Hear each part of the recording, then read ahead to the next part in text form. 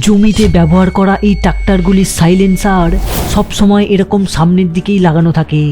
কিন্তু তোমরা কি জানো যে এমনটা কেন হয়? কারণ লক্ষ্য করলে দেখবে যে অন্যান্য গাড়ির সাইলেন্সার সবসময় গাড়ির পিছনের দিকেই লাগানো থাকে। আসলে বন্ধুরা, ট্রাক্টর মূলত চাষের কাজের জন্যই ব্যবহৃত হয়, আর সেই কারণেই ট্রাক্টর কোম্পানি এই গাড়ির দাম খুব কম রাখার চেষ্টা করে, যাতে চাষিরা এই গাড়ি কিনতে সমর্থ হয়।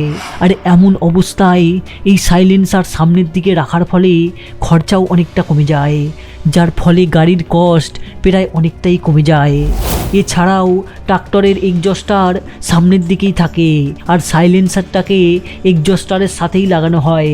আর গাড়ির এই এক্সজস্টারটাকে গাড়ির সামনের দিকে লাগানো হয় এই জন্যেই যাতে মাটিতে এটি ধাক্কা না খায়, কারণ ট্রাক্টর উবড়ো খুবড়ো মাটিতেই বেশি চলে, যার ফলেই এটিকে সামনের দিকে লাগানো হয়।